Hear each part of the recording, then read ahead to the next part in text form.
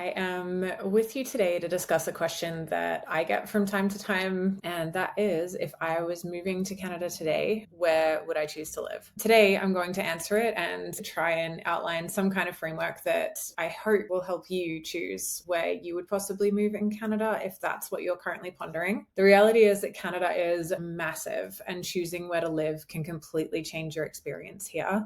So while this video is unique to me, it does outline general things that you can look for and give you an idea about how you can start the process of working out where it is that you would ultimately like to live. Where I would start is considering 5 main things. One of the most important ones is going to be immigration pathways. For me today, I'm quite lucky. I don't need to consider that. I am a permanent resident here, but I will dig into it in this one because I know that's going to be really relevant for a lot of you. 2 is affordability. It's no secret that Canada is quite expensive. So the affordability of the town you live in will impact what your quality of life is like here as well. 3 is lifestyle. That's particularly important to me, but I know won't be as high for everybody else. 4 is job prospects. And the last one is city size and amenities. Everyone's priorities are going to land a little bit differently. Take some of the ones I discussed with a grain of salt if they aren't that important to you. But otherwise, we'll get stuck into digging into those. So I guess if we start with immigration, I'm in a hypothetical world where I need to get permanent residency. For many of you, that will be the gatekeeper to everything else. One of our polls did suggest that a lot of people who are currently in Canada would consider moving somewhere else outside of Canada's major cities if it did give them a better shot at PR. Based on my unique circumstances, if I was becoming a permanent resident again today, I would be looking at the rural community immigration pilot towns. Based on my lifestyle preferences, I would be looking at the ones that are in BC. So at the moment, that's West Kootenay and the North Okanagan Shuswap. Both of those areas really appeal to me because there is nature at their doorstep. There's lakes, there's trails, there's mountains, and that appeals to me. I've been lucky to be to both areas, and I know that I could make life work just fine in either of them. But the West Kootenay one in particular appeals because it lists legal and office support roles amongst its priority occupations. Legal and office support isn't really where I am in my career today, but I do have a background in that in Australia. It aligns with my education and my past experience. For immigration purposes, that's where I potentially would have needed to be. And in terms of one of the main requirements for the rural community immigration pilot is that you need a job offer from an approved employer. So I would probably start in those regions by seeing what employers are offering which roles. And if nothing's posted, I'd reach out directly to employers that appeal to me. Networking is still one of the best ways to find openings anywhere in Canada if you're looking for a role. With that out the way, I will move on to affordability and lifestyle considerations. Vancouver and Toronto, they're cool. I like visiting them, but they are incredibly expensive. I would be considering, could I actually live the life I want to there? What would my life look like on a Toronto budget or a Vancouver budget? Or would a smaller city give me more breathing room? There's no right or wrong answer. You might land on the fact that you wouldn't give up the city lifestyle for anything. But personally, I'd gladly trade some nightlife and some restaurants for more space and easy access to nature. I am a trail runner and a mountain biker. Proximity to trails improves my life so much and it makes me happy. Digging into the nitty-gritty here, towns like Nelson in BC, honestly, there's an endless list of towns in BC that I could make work, especially since that does fall under the Rural Community Immigration Program. But if I'm looking outside of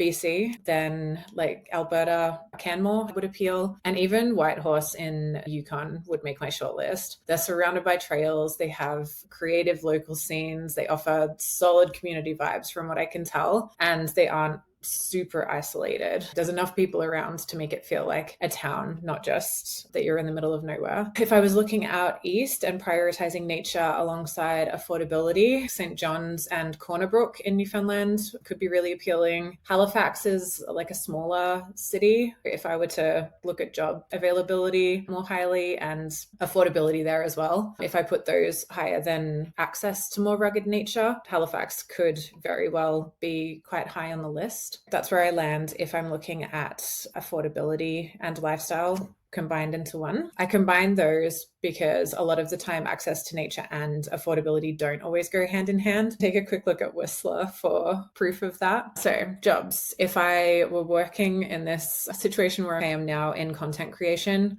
A very quick look on Indeed or LinkedIn shows that Ontario really is the hub for job prospects. But given that I am not looking to move to Toronto, I'd look for either flexible roles, flexible as in like remote or hybrid, or roles in towns that are up and coming or digital first companies are growing and where there's really cool access to nature. This could include Collingwood and even Barrie in Ontario. Saskatchewan has consistently had lower unemployment rates than a lot of Canada, and it's very affordable as well. Given that Saskatchewan is quite flat, I personally would be targeting anywhere in the province that has valleys that could substitute for mountains or particularly beautiful lakes. Some kind of nature there that really appeals to me. When I was discussing this with my partner, actually, he said Regina is a beautiful city. I would consider it, but I would definitely need to visit before I landed on making its way into my top list.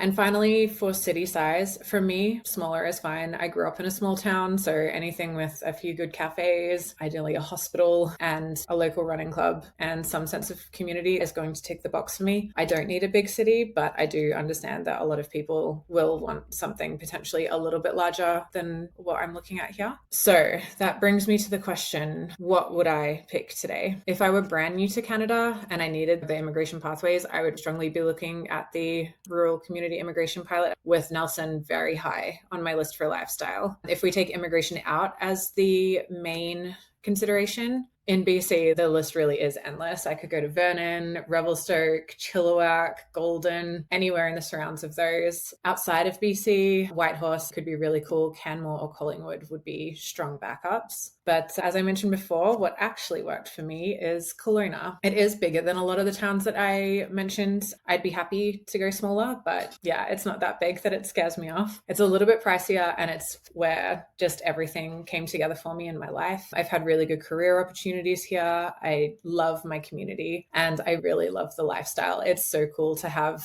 trails nearby, snowboarding, whatever I want to do, I can do it here. Plus all of the wineries and the beaches on the lake. And the fact that it has an international airport as well really helps. It's 15 minutes from my house, and that is incredible. If I had to start over, I'd use that same framework. Immigration first, and then lifestyle second, affordability next, and I'd pick the place that feels right. At the end of the day, I really think that there is so much to Canada outside of Vancouver and Toronto, and choosing a place to live that feels right and really ticks the boxes for you is going to make your experience here so much better. I did want to point out that when we look around the Moving to Canada team, many of us have chosen places outside of Vancouver and Toronto. There are a few of us in Vancouver and Toronto as well, which lines up with the stats for newcomers especially. But we have team members in Edmonton, outside Montreal, and then a few just outside or near to the GTA, as well as me in regional BC. With that in mind, I would love to hear what cities you're considering. I'd love to know why. But if you're at an earlier point in your decision-making journey, we have some really helpful decision-making guides that